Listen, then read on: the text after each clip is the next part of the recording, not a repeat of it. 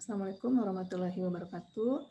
Baik, saat ini kita akan lanjut kepada materi berikutnya, yaitu terkait dengan metode-metode untuk mempengaruhi skill, kemudian capability, dan juga self-efficacy.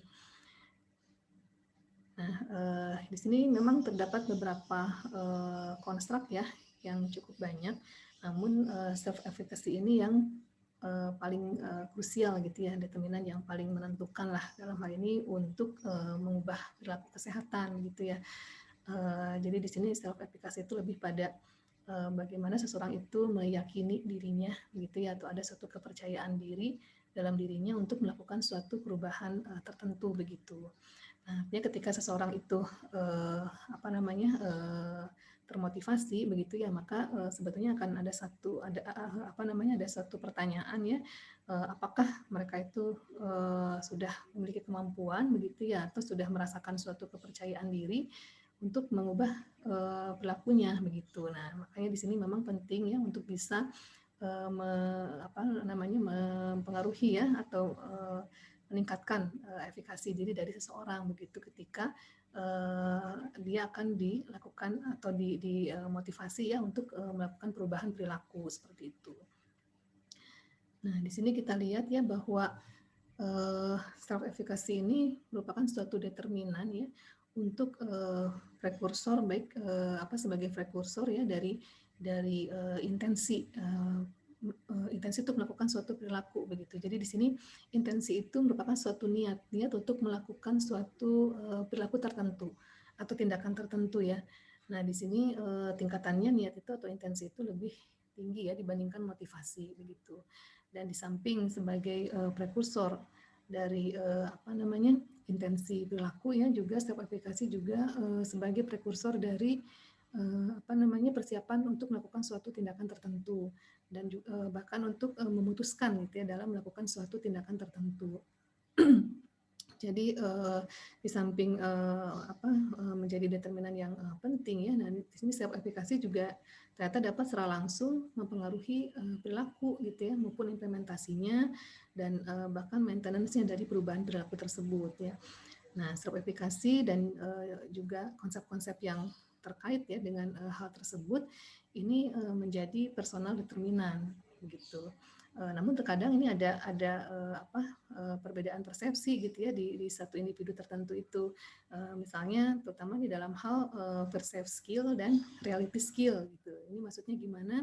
Jadi kalau perceived skill ini ya terkadang ada muncul persepsi yang berbeda begitu ya antara real skill kenyataan yang dapat dinilai begitu ya dari real skillnya dengan persepsi skill yang dimiliki oleh seseorang begitu.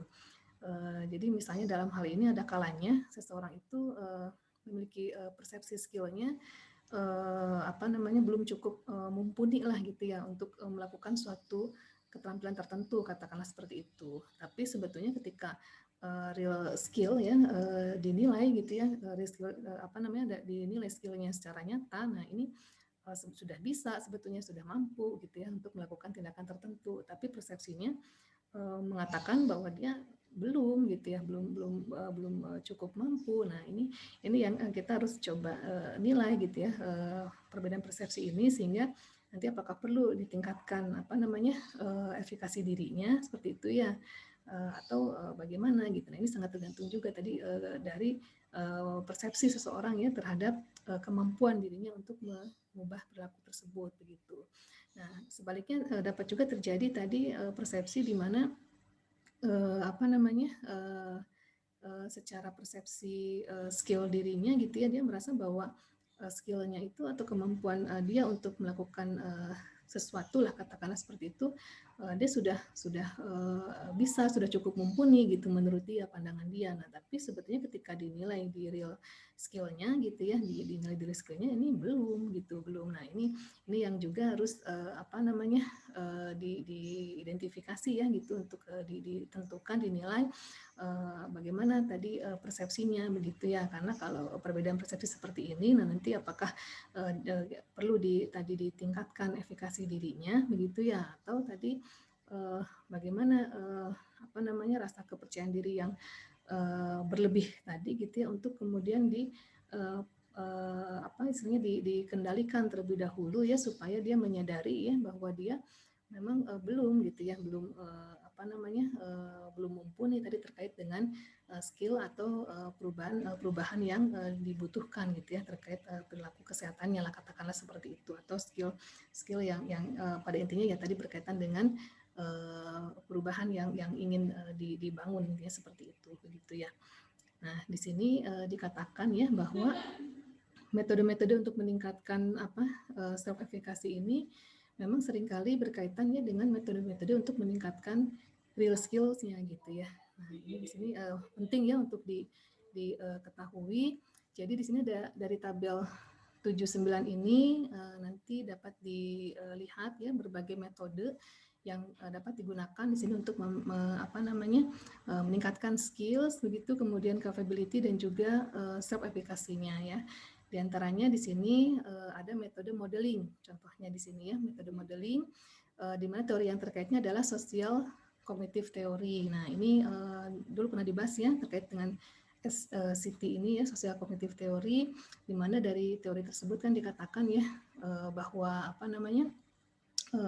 salah satu konsepnya itu perubahan perilaku dari seseorang itu dapat terbentuk begitu ya, dapat terbangun dengan melihat modeling gitu ya, modeling dari behavior orang lain gitu ya. Nah, tentu di sini kan harus ditentukan sumbernya yang kredibel gitu ya, metode maupun salurannya yang kredibel ya, seperti parameter yang di sini yang digunakan. Nah, ini ya. Jadi kalau menggunakan metode modeling ini, maka di sini ada beberapa parameter yang dapat digunakan ya. Bagaimana attention-nya ya, kemudian bagaimana ingatannya ya, kemudian skills-nya, kemudian penguatannya, dan tadi ya sumber harus kredibel begitu ya, yang dijadikan modelingnya dalam hal ini apa, siapa gitu ya, ini sumber, metode, dan juga salurannya harus kredibel. Ini seperti itu. Nah, kemudian metode yang lain di sini juga dapat digunakan guide praktis ya, artinya kan berarti ada panduan, ada pedoman ya dalam melakukan suatu tindakan gitu. Nah, ini berkaitan juga dengan teori sosial kognitif teori ya. Di sini parameter yang dapat digunakannya. Nah, ini artinya adanya subskill demonstrasi ya, kemudian ada instruksi, ada feedback seperti itu. Kemudian ada juga metode di sini enactment. Enactment ini kalau dibahasakan pemberlakuan kalau dibahasakan itu ya. Namun di sini kalau dilihat dari parameter yang digunakannya, ini sangat tergantung dari skills gitu ya, dan feedback yang diberikan begitu ya. Dan ini berkaitan juga dengan pengalaman begitu ya. Pengalaman yang dapat tadi membangun behaviornya seperti itu ya. Ini juga salah satu bagian dari teorinya sosial kognitif teori ya, di samping tadi dapat perilaku itu dapat menghasilkan new behavior itu ya dengan modeling behavior others gitu ya dari yang lain, juga dapat diperoleh dari mastery experience gitu ya, seperti itu. Nah, kemudian metode-metode yang lain di sini cukup banyak ya, ada verbal persuasion ya. Tentu saja di sini parameter yang digunakannya berarti sumbernya juga metode dan salurannya harus kredibel ya. Ini silakan Bapak Ibu mungkin bisa pahami kembali ya terkait dengan sosial kognitif teori ini begitu ya, sehingga nanti bisa lebih terbayang lagi ya terkait kenapa bisa menggunakan metode-metode ini. Nah, ini berkaitan gitu dengan teori-teori perubahan perilakunya ya.